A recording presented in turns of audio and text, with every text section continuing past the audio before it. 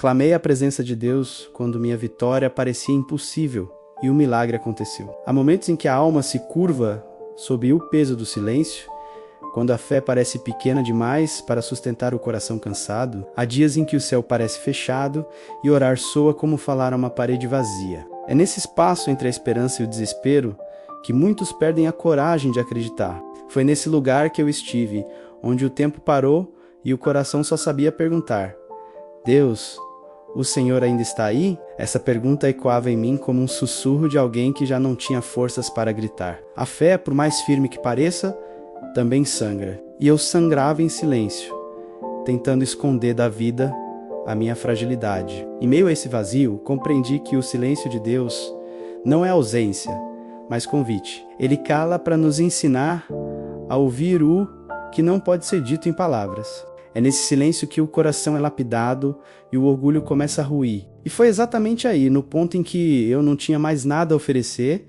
que minha história começou a mudar. Quando o céu parecia em silêncio, lembrou-me de um dia em que o mundo parecia distante, como se eu estivesse vivendo dentro de uma névoa. Eu orava, mas sentia que minhas palavras caíam no chão antes de chegarem ao céu. As promessas que um dia me sustentaram pareciam esquecidas, e a sensação de abandono era como uma sombra constante. Foi nesse instante que entendi o que os salmistas chamavam de Vale da Sombra da Morte.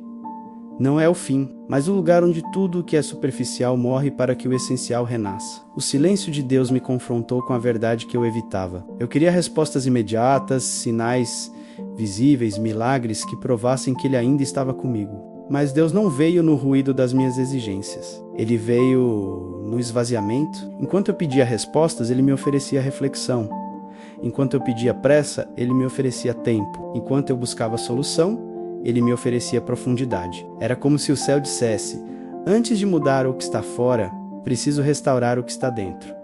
A filosofia de Kierkegaard fala sobre o desespero como um instante em que o ser humano se confronta com sua própria falta de sentido. E, paradoxalmente, é nesse instante que ele se abre para o encontro com o Eterno. Foi exatamente isso que vivi. Quando minhas forças cessaram, algo silencioso começou a nascer. Descobri que o verdadeiro encontro com Deus não acontece quando tudo faz sentido, mas quando nada mais faz. O silêncio, então, deixou de ser castigo e se tornou espaço sagrado, um terreno fértil onde a fé poderia florescer sem máscaras. A Bíblia mostra que o silêncio sempre antecede grandes revelações.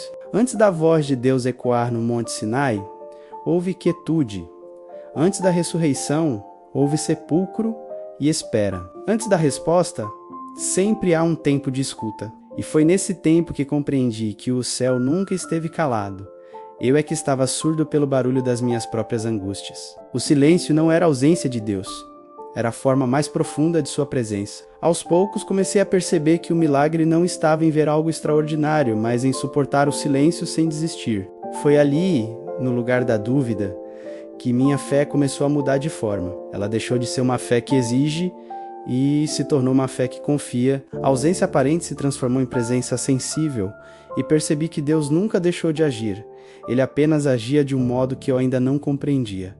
O céu não estava mudo. Eu é que precisei me calar para ouvir. E quando me calei, percebi que Ele sempre esteve ali, no sopro da vida, no ritmo do tempo, na quietude que prepara um novo. Às vezes o milagre não é a resposta que chega, mas a força que nasce enquanto esperamos. O grito que rompeu o orgulho. Chega um momento em que o silêncio se torna tão profundo que o coração já não consegue mais suportar. Foi nesse ponto que o meu grito nasceu. Não foi um grito de revolta, nem de desespero, mas um grito de entrega. Eu já havia tentado de todas as formas resolver as coisas com as minhas próprias forças, construir caminhos pela lógica, costurar soluções com pressa, até que percebi que quanto mais eu tentava controlar, mais distante eu ficava da paz. O orgulho, disfarçado de autossuficiência, me impedia de me render completamente. Foi então que o meu grito rasgou o céu. A alma humana resiste à ideia de se ajoelhar. Nós crescemos acreditando que fé é força, que entrega é fraqueza, mas o contrário é verdade. A força verdadeira nasce quando admitimos nossa limitação, quando o ego se curva e a alma finalmente respira. Eu precisei perder o controle para encontrar o centro. Quando gritei, Não foi para exigir uma resposta, foi para reconhecer que não podia mais caminhar sozinho. O grito que rompeu o orgulho foi o primeiro passo em direção à libertação. Esse grito não foi audível aos ouvidos do mundo. Ele aconteceu dentro de mim, em um lugar que nem as palavras alcançam. Era o som de um coração quebrado, pedindo para ser reconstruído. A Bíblia está cheia de momentos em que Deus responde a esse tipo de clamor. Ana gritou em silêncio no templo e foi ouvida. Davi clamou nas madrugadas do desespero e encontrou consolo. Jonas, no ventre do peixe, reconheceu a própria impotência e encontrou caminho de volta. O grito que nasce da entrega é sempre ouvido pelo céu, porque ele carrega a verdade que as orações ensaiadas não possuem. A filosofia de Jung ensina que o ego precisa morrer para que o self, o centro mais profundo do ser, possa emergir. Quando deixei meu orgulho ruir, algo dentro de mim se alinhou novamente com o divino. Não precisei mais provar nada, nem a mim, nem aos outros. Descobri que fé não é sobre ter razão, é sobre confiar mesmo sem entender. E foi nesse vazio que se abriu após o grito que a presença de Deus começou a se manifestar de forma diferente, não mais como ideia, mas como realidade sentida. Romper o orgulho foi doloroso, porque ele era a armadura que me protegia das feridas, mas também era o peso que me impedia de voar. Quando deixei essa armadura cair, percebi que Deus não precisava da minha força, precisava da minha verdade. E a verdade é simples. Eu estava cansado, eu estava perdido, eu precisava dele. Esse reconhecimento, que antes eu teria chamado de derrota, foi, na verdade, o início da vitória. Naquele instante, compreendi o poder do clamor genuíno. Não é o volume da voz que move o céu, é a sinceridade da alma. Quando o orgulho se quebra, o grito se torna oração e a oração se transforma em ponte. Deus não resiste a um coração contrito. E o milagre começa exatamente aí, quando o som que sai de nós não é mais o som da exigência, mas o som da rendição. Depois desse grito, algo mudou. Não no mundo lá fora, mas dentro de mim. A tempestade continuava, mas o medo havia perdido o domínio. A dúvida ainda rondava, mas a fé começava a respirar. O grito que rompeu o orgulho abriu espaço para a presença divina agir, e foi nesse espaço que a esperança silenciosa começou a renascer. A noite em que o tempo parou, há noites que parecem não ter fim, aquelas em que o relógio insiste em não se mover e cada minuto se torna uma eternidade. Foi numa dessas noites que minha alma se viu imersa em um silêncio pesado, um tempo suspenso em que o ontem parecia perdido e o amanhã era incerto demais para existir. Tudo o que eu conhecia havia se dissolvido, e a fé que antes me sustentava parecia frágil como um fio prestes a se romper. O tempo, que antes corria veloz, parou. E nesse espaço, entre o que foi e o que ainda não é, eu aprendi o que significa confiar. A mente humana tenta entender o que acontece quando nada acontece. Quer respostas, quer pressa, quer sentido. Eu também eu pedi a Deus que se manifestasse, que fizesse algo, qualquer coisa, mas ele permanecia em silêncio. Foi nesse silêncio que descobri um dos mistérios mais profundos da espiritualidade. Às vezes, o tempo para não porque Deus se esqueceu de nós, mas porque Ele está nos preparando para ver com novos olhos. A Bíblia está cheia desses intervalos sagrados. José esperou anos em prisões e humilhações antes de ver o propósito se cumprir. Abraão viu as promessas envelhecerem junto com o corpo antes que o impossível se tornasse real. Jesus viveu o silêncio do sábado entre a cruz e a ressurreição, menos aquele dia em que o mundo acreditou que Deus havia desistido. Mas foi no sábado, no tempo aparentemente morto, que o milagre começou a ser tecido. Naquela noite em que o tempo parou, percebi que o relógio de Deus não segue o ritmo dos homens. A pressa é humana, mas a perfeição pertence ao Eterno. Quando o tempo desacelera, ele nos ensina a olhar para o que realmente importa. Eu, que vivia tentando prever o futuro, fui obrigado a olhar para o presente. Foi aí que compreendi que o milagre não nasce da velocidade, mas da paciência. Porque o tempo de Deus, ele não é demora, é precisão. A filosofia ensina que o tempo psicológico é diferente do tempo cronológico. O primeiro é medido pelas emoções, o segundo pelos ponteiros. Quando a alma está ferida, um segundo pode parecer uma eternidade. E foi exatamente nesse abismo temporal que comecei a entender o sentido da esperança. Esperar não é permanecer parado, é continuar acreditando enquanto nada muda. A espera, quando vivida com fé, é o terreno onde o invisível começa a se tornar possível. Durante aquela noite, chorei como quem se despede. Despedi-me das urgências, dos planos que não vingaram, das certezas que já não faziam sentido. E quando não havia mais nada para perder, senti que o tempo voltou a respirar. Não porque tudo havia mudado, mas porque eu havia mudado. Aprendi que a alma só encontra repouso quando deixa de lutar contra o tempo e se entrega ao ritmo de Deus. A noite em que o tempo parou não foi um castigo, foi uma pausa divina. Um intervalo entre o fim que eu temia e o começo que eu ainda não conhecia. No escuro, o relógio do céu seguia funcionando, ajustando os segundos invisíveis do milagre que estava por vir. E hoje, quando olho para trás, entendo que aquela espera silenciosa foi a parte mais importante da minha transformação. Porque é no tempo que parece perdido que Deus prepara o tempo perfeito.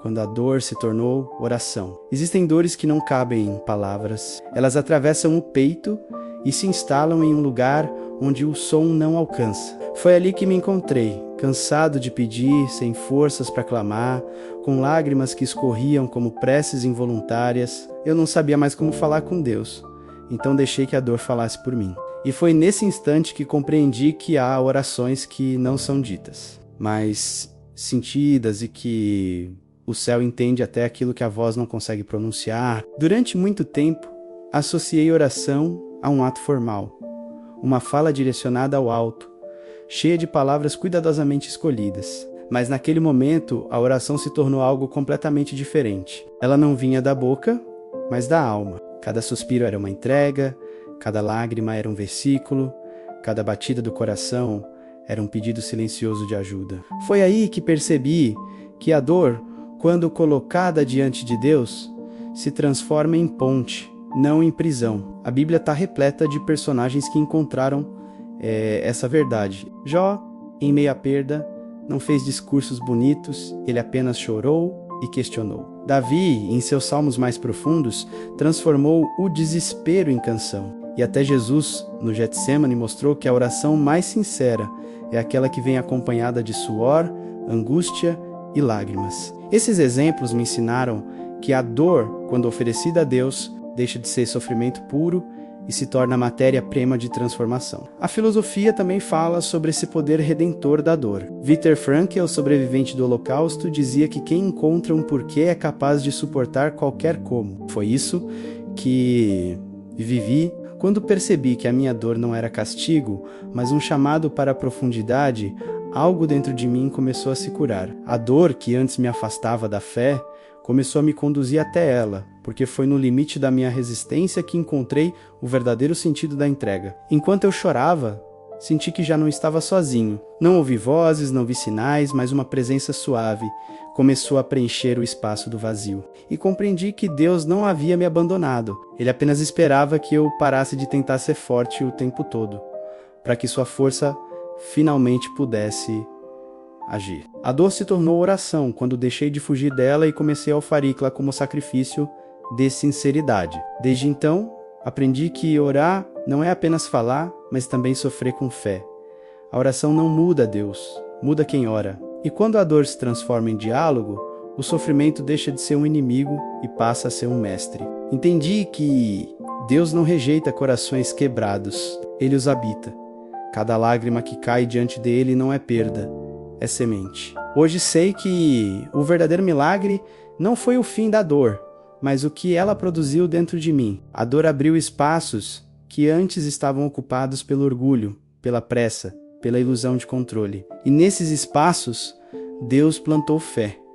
O que antes me fazia chorar de desespero, passou a me fazer chorar de gratidão, porque foi através da dor que aprendi a orar de verdade. O mistério da presença invisível. Depois que a dor se transformou em oração, comecei a perceber algo que no início eu não compreendia. Eu não via sinais extraordinários, não ouvia vozes, não tinha visões, mas havia uma paz que se instalava de forma inexplicável. Era como se alguém estivesse comigo o tempo todo, embora eu não pudesse ver. Essa presença silenciosa, delicada e constante começou a me guiar de um modo novo. E então percebi Deus não havia voltado.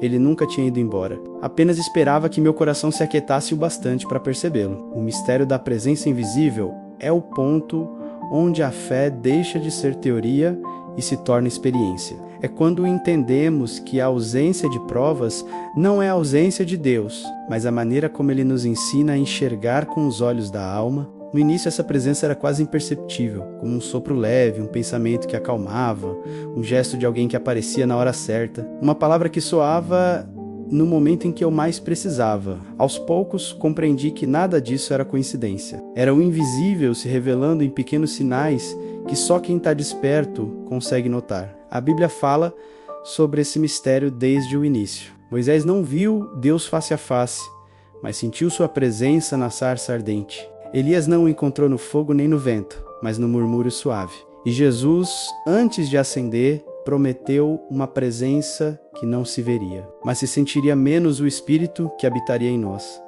Essa é a presença que o mundo não entende, mas que o coração reconhece. Ela não vem para provar, vem para transformar. A ciência moderna também se aproxima dessa ideia. A física quântica nos mostra que o invisível governa tudo o que é visível, que há forças e campos que não vemos, mas sustentam o universo. De maneira semelhante, a presença de Deus é o tecido invisível que sustenta a vida. Não é uma energia impessoal, mas uma consciência viva, amorosa e real. Quando começamos a perceber isso, a solidão perde o sentido, porque entendemos que nunca estamos realmente sós. Houve dias em que eu ainda duvidava, perguntava-me se tudo aquilo era apenas minha mente tentando criar consolo. Mas a paz que eu sentia era diferente de qualquer emoção humana. Era uma paz que não fazia sentido, mas me sustentava. A Bíblia a chama de a paz que excede todo entendimento. É um estado em que o medo perde força e o coração, mesmo ferido, começa a bater em ritmo de esperança. Essa é a assinatura da presença invisível. Ela não explica, ela muda o que você sente, o que você pensa e o modo como você vive. Com o tempo, percebi que Deus raramente se manifesta em espetáculos. Ele se revela na simplicidade, em um amanhecer silencioso, em um abraço sincero, em uma música que toca na hora exata, em uma lembrança que aquece o peito. O milagre da presença invisível é perceber o divino em cada detalhe, é entender que a fé não é um salto no escuro, é um mergulho em algo que sempre esteve ali, à espera do nosso olhar desperto. Hoje, essa presença é o que me guia. Não preciso mais de provas, porque aprendi a reconhecer o toque sutil de Deus no invisível. O mistério não me assusta mais, ele me acolhe. E compreendi que talvez o maior milagre não seja ver Deus agindo, mas aprender a sentir Deus presente, mesmo quando nada parece acontecer. O encontro que não se pode explicar. As experiências que desafiam a razão, elas não se encaixam em palavras, nem cabem em argumentos, porque pertencem a uma dimensão que vai além do que o entendimento humano consegue decifrar. Foi assim o meu encontro com Deus. Não aconteceu em um templo, nem durante uma oração perfeita, mas em um instante inesperado, quando o coração estava despido de todas as defesas. Eu não o vi com os olhos, mas senti sua presença como quem é abraçado por algo que não pode ser medido. Foi nesse momento que percebi que a fé não é acreditar em algo distante, mas reconhecer que o sagrado está mais próximo do que imaginamos. A presença divina não veio acompanhada de luzes, nem de sons. Não houve manifestações extraordinárias, apenas uma certeza profunda de que eu não estava mais sozinho. O medo que me acompanhava por meses se dissolveu, como se nunca tivesse existido. A culpa que me pesava no peito foi substituída por uma ternura impossível de descrever. Era como se Deus silenciosamente dissesse: eu sempre estive aqui, apenas esperava que você voltasse. Essa foi a primeira vez que compreendi o que os místicos chamam de união, o instante em que o humano e o divino se tocam. Na Bíblia, há inúmeros relatos de encontros inexplicáveis. Moisés diante da sarça que ardia sem se consumir, Maria diante do anjo que a saudou com palavras que mudaram o destino da humanidade, Paulo caído no caminho de Damasco, cegado pela luz, que o despertou para uma nova vida. Nenhum deles entendeu o que estava acontecendo, mas todos foram transformados por aquilo que sentiram. Assim também foi comigo. Não precisei entender. Bastou sentir. A filosofia de Martin Buber descreve esse fenômeno como a relação entre o eu e o tu. Ele diz que o ser humano só se realiza quando entra em relação autêntica com o outro. E o mais profundo de todos esses encontros é o encontro com Deus. Esse encontro não é uma ideia, é uma presença que nos revela quem realmente somos. Quando o encontrei, percebi que não era apenas eu buscando por ele. Era ele, desde sempre, me buscando também. A ciência tenta explicar as experiências de transcendência como reações químicas, descargas emocionais, estados alterados da mente, mas a ciência, apesar de sua grandiosidade, só consegue medir o que é mensurável a dimensões que não se medem, apenas se vivem. E esse encontro pertence a esse território sagrado do indizível. O que vivi não foi uma emoção, foi uma revelação, uma consciência de unidade, de pertencimento, de amor que não exige nada em troca. Desde aquele instante, algo em mim mudou para sempre. Não precisei mais procurar Deus em lugares distantes, porque o reconheci dentro de mim, no espaço silencioso da alma. Entendi que ele não é um ser que mora nos céus, separado do mundo, mas a própria essência que habita tudo o que existe. Esse encontro não me afastou da vida, me aproximou dela. Comecei a enxergar Deus nas pessoas, nos gestos, nas dores e até nas esperas. O encontro que não se pode explicar é o que muda a forma de existir. Não é emoção passageira, é transformação permanente. Depois dele, nada volta a ser como antes.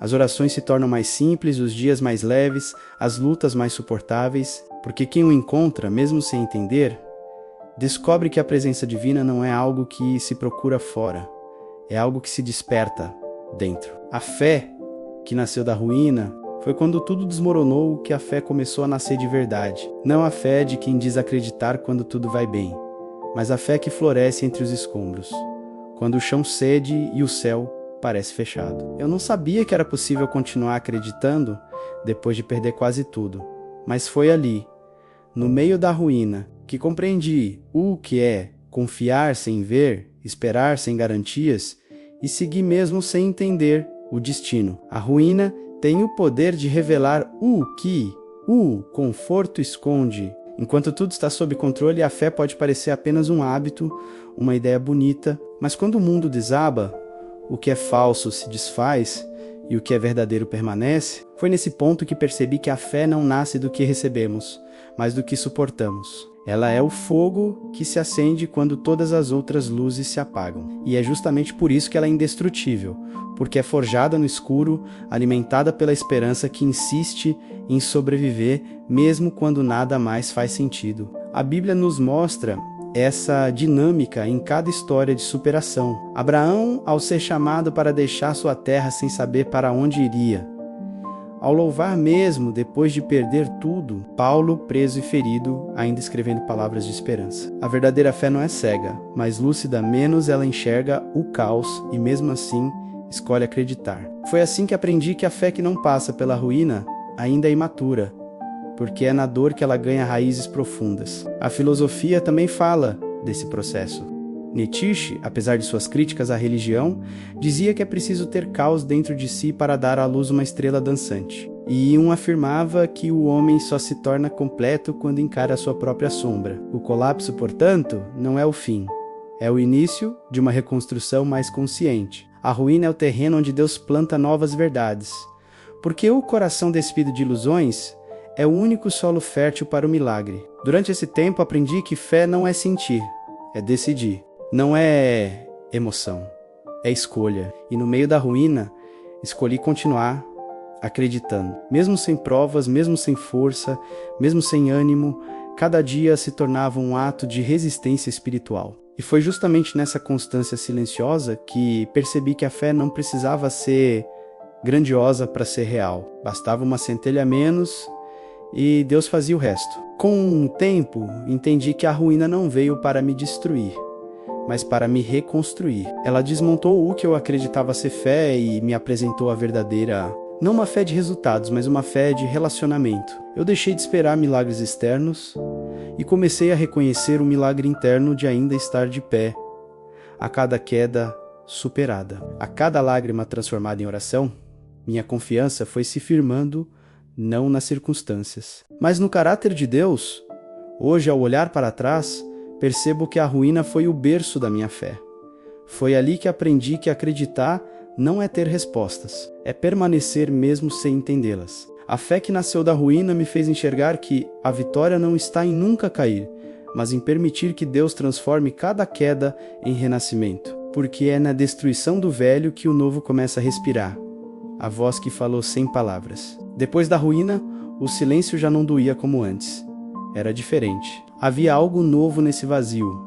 Uma paz discreta, quase imperceptível, mas real. Eu já não ouvia Deus como esperava. Ele não falava com sons, não usava frases, não enviava sinais espetaculares, mas havia uma presença que comunicava mais do que qualquer palavra. Era como se o próprio silêncio tivesse aprendido a falar. E foi ali que percebi, quando Deus quer curar o coração, Ele fala de um modo que só a alma entende. Essa voz sem palavras não vem para impressionar, vem para restaurar. Ela não se impõe, apenas se manifesta suavemente, como o vento que toca o rosto sem precisar ser visto. No começo, pensei que era apenas minha mente tentando se consolar, até que percebi que aquela voz não vinha de mim menos, ela me ultrapassava. Ela não trazia respostas diretas, mas me enchia de uma certeza serena, a certeza de que, mesmo sem saber o que viria, tudo estava sob controle. Era o tipo de compreensão que não vem pela lógica, mas pela comunhão. Na Bíblia, há um momento em que o profeta Elias busca ouvir Deus. Ele se refugia em uma caverna e o texto diz que houve vento forte, terremoto e fogo. Mas o Senhor não estava em nenhum desses fenômenos. Depois de tudo isso, veio um sussurro suave e foi ali que Elias se cobriu com um manto, porque entendeu que estava na presença do Eterno. Essa passagem sempre me intrigou até o dia em que vivi algo semelhante. Descobri que Deus não grita para ser notado, Ele sussurra para ser sentido. A filosofia descreve algo parecido quando fala da intuição profunda, essa percepção que não se explica, apenas se reconhece. E um dizia que há momentos em que o inconsciente toca o divino e revela verdades que a razão não alcança. Foi assim comigo. Não ouvi uma voz, mas algo dentro de mim começou a alinhar-se com uma sabedoria maior. As perguntas não se calaram, mas perderam o peso. A fé, que antes era esforço, tornou-se descanso. A ciência também estuda esse fenômeno. Pesquisas sobre estados meditativos mostram que, em momentos de profunda quietude, o cérebro entra em um padrão de harmonia e a mente acessa camadas de percepção mais sutis. O que para a ciência é tranquilidade neural, para a alma é comunhão espiritual. A voz que fala sem palavras é o ponto em que a alma humana e o mistério divino se encontram menos o espaço em que o finito toca o infinito. Desde então, aprendi que Deus fala mais nos intervalos do que nas evidências. Ele se revela quando a mente desacelera e o coração se abre. Quando me entreguei a essa escuta silenciosa, percebi que o mundo inteiro se tornava mensagem. O canto de um pássaro, o movimento do vento, o olhar de alguém que passa, tudo parecia dizer, eu estou contigo. Essa comunicação sem som é a linguagem da eternidade, a língua do espírito que dispensa ruídos para transmitir amor. Hoje, essa voz sem palavras é o que me sustenta. Ela me ensina que não preciso entender tudo, basta permanecer conectado. Deus não precisa explicar o que faz, Ele apenas me convida a confiar. E de alguma forma, quando escuto esse silêncio cheio de sentido, a vida se reorganiza, o medo se cala e o coração volta a respirar. Essa é a voz que não fala, mas transforma. E é nela que o milagre começa a tomar forma. O milagre que começou dentro de mim, por muito tempo eu esperei que o milagre viesse de fora, menos que algo extraordinário acontecesse, que uma resposta mudasse tudo, que uma bênção visível transformasse minha realidade. Mas descobri que o milagre mais profundo não acontece diante dos olhos, e sim dentro do coração. O verdadeiro milagre começou quando deixei de exigir que Deus mudasse o que estava ao redor e pedi que Ele mudasse o que estava dentro de mim. Foi aí que percebi que a transformação interior é o alicerce de todos os milagres que se manifestam no mundo exterior. Tudo começou de maneira sutil. Eu, que antes vivia preso à ansiedade, ao medo, comecei a sentir um tipo de paz que não dependia das circunstâncias. Mesmo que nada ainda tivesse mudado lá fora, eu já não era o mesmo por dentro. A raiva que eu sentia foi dando lugar à serenidade, a dúvida à confiança, a queixa à gratidão. Era como se Deus estivesse reconstruindo meu interior em silêncio, pedra por pedra. sem pressa, mas com perfeição. O que antes parecia o fim se revelou o início de uma obra divina. A Bíblia mostra que todos os grandes milagres começam dentro. O cego foi curado primeiro pela fé e depois pelos olhos. Lázaro reviveu porque o coração de Marta e Maria acreditou antes que a pedra fosse removida. A multiplicação dos pães só foi possível porque alguém, mesmo em meio à escassez, acreditou que o pouco nas mãos de Deus seria suficiente. Em todos esses momentos, o verdadeiro milagre não começou no toque de Jesus, mas na fé despertada dentro de cada pessoa. A filosofia e a psicologia também falam desse processo. Jung dizia que ninguém se ilumina imaginando figuras de luz, mas tornando consciente a escuridão interior. Foi exatamente isso que vivi. O milagre não apagou minhas sombras. Ele me ensinou a honrá-las com compaixão, e nesse olhar honesto,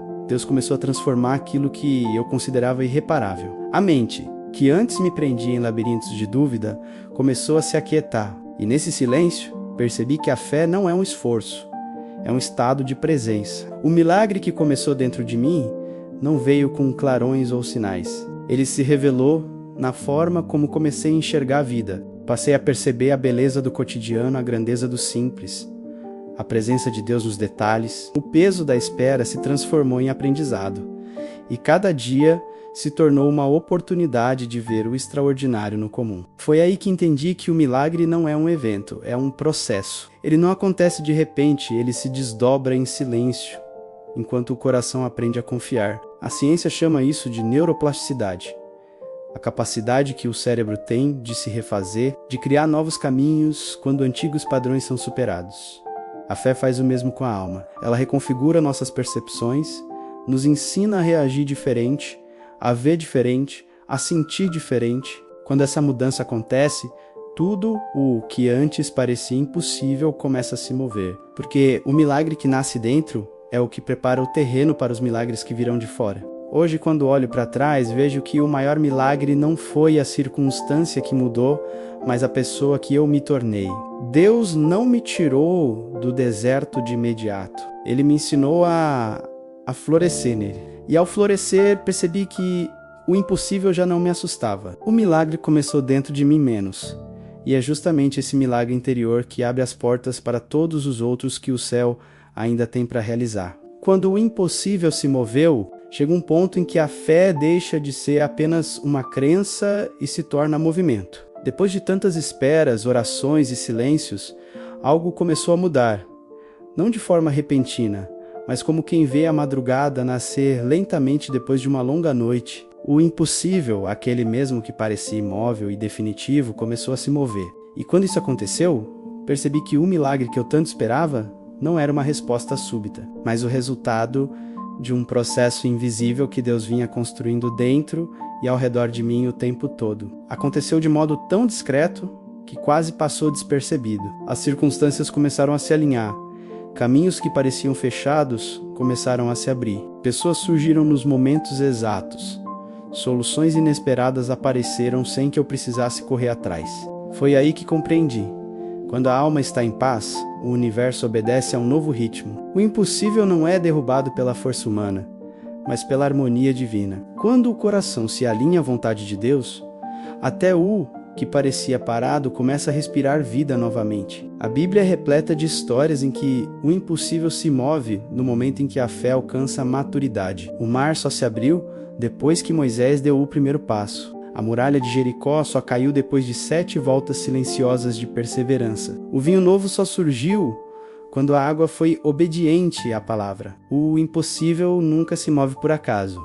Ele se move quando o invisível já está pronto. E é por isso que o milagre acontece sempre no tempo certo, nem antes, nem depois. A filosofia chama isso de sincronicidade, quando acontecimentos aparentemente desconexos se alinham com um sentido maior. Carl Jung dizia que a coincidência é apenas a linguagem de Deus disfarçada de acaso. Foi isso que vivi. Quando parei de insistir no meu tempo e comecei a confiar no tempo dele, o impossível começou a se mover sem que eu precisasse empurrá-lo. Era como se o mundo inteiro conspirasse a favor da fé que finalmente estava madura o bastante para receber o que antes eu não estava preparado para sustentar. Na ciência, existe um fenômeno semelhante. Quando partículas quânticas entram em coerência, elas se movem de maneira ordenada, criando padrões de harmonia antes invisíveis. A fé faz o mesmo com a realidade. Quando o nosso interior se torna coerente com o propósito divino, tudo ao redor começa a se realinhar. Foi assim que percebi que o milagre não é uma quebra das leis naturais. É a revelação da ordem divina que sempre esteve em curso, mas que só pode ser vista quando os olhos da fé se abrem. Eu vivi esse movimento e ele não veio com explosões, mas com paz, não veio com pressa, mas com precisão. O impossível começou a se mover no exato instante em que deixei de lutar com Deus e comecei a caminhar com Ele. Foi nesse ponto que a fé deixou de ser esperança e se tornou confiança. O medo perdeu força e a dúvida já não me dominava. Quando o impossível se move, o coração entende que nada é aleatório, menos cada passo, cada lágrima, cada silêncio tinha um propósito. Hoje sei que o milagre não foi apenas o resultado visível que recebi, mas a sinfonia invisível que Deus regia por trás de cada detalhe. O impossível se moveu sim, mas porque o meu coração primeiro se moveu na direção certa. E quando isso acontece, não há obstáculo que permaneça de pé. O impossível só é impossível até o momento em que a fé o toca. E quando isso acontece, o tempo, o destino e até o universo se inclinam diante da vontade de Deus. A vitória que tinha outro nome, quando o impossível finalmente se moveu. Eu imaginei que a vitória seria um grito de euforia, um triunfo visível, uma resposta grandiosa, mas o que encontrei foi algo completamente diferente. A vitória chegou em silêncio, com a leveza de quem não precisa provar mais nada. E nesse instante, percebi que a verdadeira vitória não tem o nome que o mundo dá a ela. Não é sucesso, nem conquista, nem reconhecimento. A vitória para quem caminha com Deus tem outro nome: transformação. Antes, eu acreditava que vencer era conquistar o que eu queria. Hoje entendo que vencer é tornar-se quem eu precisava ser. A vitória não foi o milagre que aconteceu fora, mas o que aconteceu dentro. O medo já não me paralisava. A ansiedade que me controlava havia se dissipado. O coração, antes ferido, agora batia com serenidade.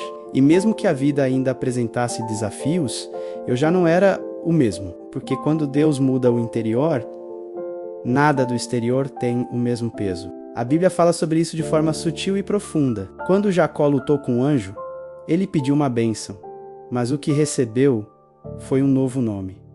Ele não saiu ileso da luta, saiu transformado. A marca em sua perna era sinal de fraqueza, mas também de graça. A vitória não foi vencer o anjo, foi encontrar Deus dentro da própria fragilidade.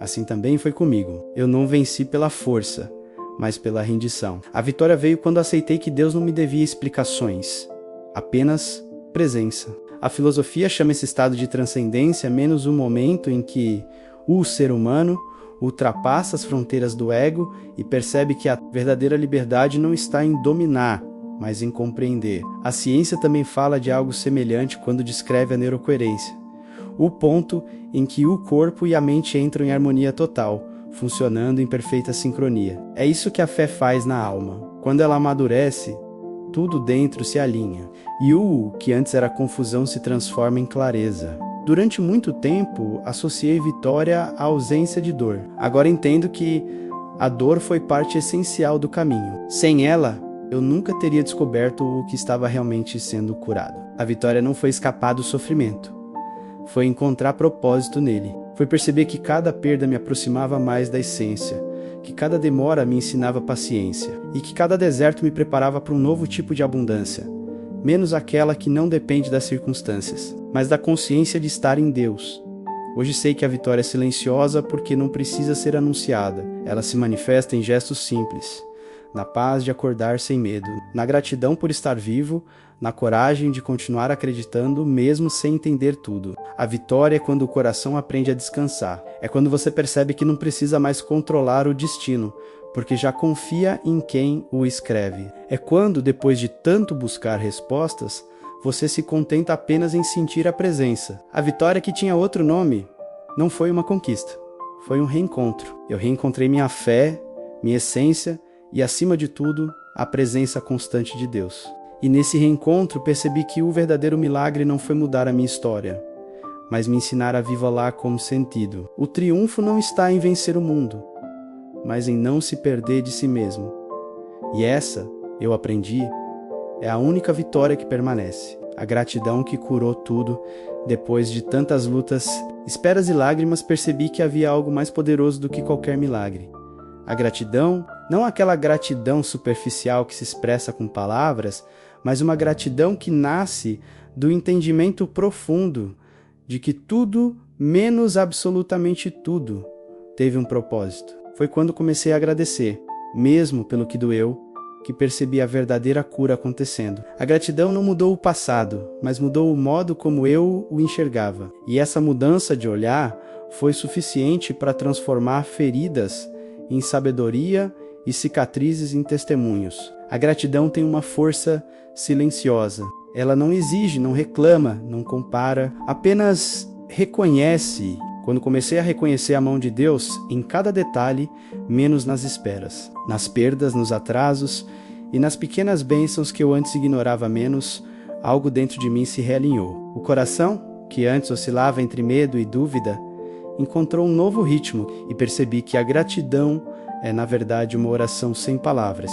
É um estado de alma que mantém o coração aberto para o divino. A Bíblia revela esse poder em diversas passagens. Jesus, antes de multiplicar os pães, levantou os olhos e agradeceu. Antes de ressuscitar Lázaro, agradeceu ao Pai.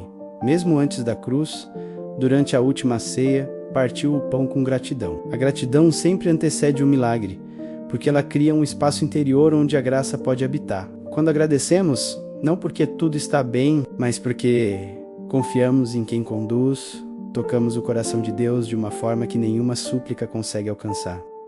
A filosofia ensina que o olhar determina o sentido da experiência. O mesmo acontecimento pode ser dor ou aprendizado dependendo da lente com que é visto. A ciência confirma. Estudos mostram que a prática da gratidão altera a química do cérebro, reduz a ansiedade e fortalece o sistema imunológico. É como se o corpo inteiro respondesse ao estado de reconhecimento e paz. Mas mais do que isso, percebi que a gratidão também muda a vibração da alma, menos ela atrai mais do que pedimos, porque transforma o que temos em suficiente. A gratidão curou o que as palavras não conseguiam alcançar, curou ressentimentos antigos, curou medos silenciosos, curou até mesmo o cansaço da espera. Descobri que agradecer é uma forma de dizer a Deus: eu confio. Mesmo sem entender, e essa confiança repetida todos os dias se tornou o remédio mais eficaz contra a angústia. Passei a acordar e agradecer pelo que tinha, pelo que perdi e até pelo que ainda não havia chegado. E nesse movimento simples, percebi que a vida começou a florescer de novo. A gratidão também me libertou da necessidade de controlar. Antes, eu queria que tudo fizesse sentido de imediato. Agora, aprendi a ver beleza no mistério. Agradecer não apenas pelo que veio, mas também pelo que foi impedido de vir. Porque entendi que muitas vezes o não de Deus é a forma mais amorosa de me proteger. A gratidão me ensinou que o amor divino não se revela apenas nos presentes, mas também nas ausências que me formam. Hoje, quando olho para o caminho percorrido, percebo que a gratidão foi o ponto de virada. Foi ela que deu sentido à dor, que acendeu luz nas memórias escuras, que transformou cada queda em degrau. A gratidão curou tudo, não porque apagou o passado, mas porque me ensinou a vê-lo como parte do milagre. E é por isso que agora tudo o que vivo, o simples, o difícil, o inesperado, é acompanhado por um mesmo pensamento: obrigado. Deus, por nunca ter me deixado, mesmo quando eu não via, quando o milagre se tornou testemunho. Chega um momento em que o milagre deixa de ser apenas uma lembrança pessoal e se transforma em algo maior, um testemunho vivo. O que antes era uma história de dor, silêncio e recomeço, agora se torna mensagem, luz e direção para quem ainda caminha na escuridão. Foi nesse instante que compreendi que Deus não faz milagres apenas para nos resgatar, mas para nos usar como pontes de fé. O milagre que um dia foi meu, deixou de ser sobre mim e passou a ser sobre ele contar. O que vivi não é vaidade, é gratidão em movimento. Cada palavra que compartilho é uma forma de dizer que o impossível ainda acontece, que o céu continua ouvindo, que Deus ainda age, mesmo quando tudo parece perdido. Meu testemunho é a prova de que a presença divina não é lenda nem esperança distante. É realidade viva, pulsante, capaz de reverter destinos e restaurar almas. O que começou com lágrimas agora se converteu em semente de fé que pode germinar em outros corações. A Bíblia está cheia de histórias em que o milagre se torna missão. O homem libertado dos demônios foi instruído por Jesus, volta para a tua casa e conta o quanto Deus fez por ti. O cego curado saiu proclamando o nome de quem o havia restaurado. Maria Madalena, antes oprimida pelo peso do passado, foi a primeira a anunciar a ressurreição. O milagre não termina no ato divino, ele continua em quem escolhe testemunhar. E foi assim comigo. Percebi que meu silêncio seria uma ingratidão. Compartilhar o que vivi é perpetuar o toque de Deus no mundo. A filosofia fala sobre o poder da experiência transformada em sabedoria. Aquilo que é apenas emoção morre no tempo, mas o que se torna ensinamento atravessa gerações. A ciência também reconhece isso. O cérebro consolida a cura emocional quando o trauma é ressignificado. Contar história é reorganizar o caos. É dar forma àquilo que antes era apenas dor. Testemunhar, portanto, é também uma cura a menos para quem fala e para quem escuta. Hoje entendo que o milagre não foi apenas o que Deus fez, mas o que Ele me ensinou através do que fez. Ele me mostrou que as quedas não são derrotas, são portais. Que o silêncio não é ausência, é preparação. Que a dor não é castigo, é lapidação, e que a fé não é fuga, é reencontro. Por isso, meu testemunho não é sobre vitória material, mas sobre a redescoberta da presença divina em meio à fragilidade humana. O milagre se tornou testemunho quando percebi que meu papel não era guardar o que vivi, mas multiplicar o que recebi. Quando minhas palavras começaram a tocar vidas, entendi que o verdadeiro propósito do milagre é gerar novos milagres. Deus age em nós para agir através de nós.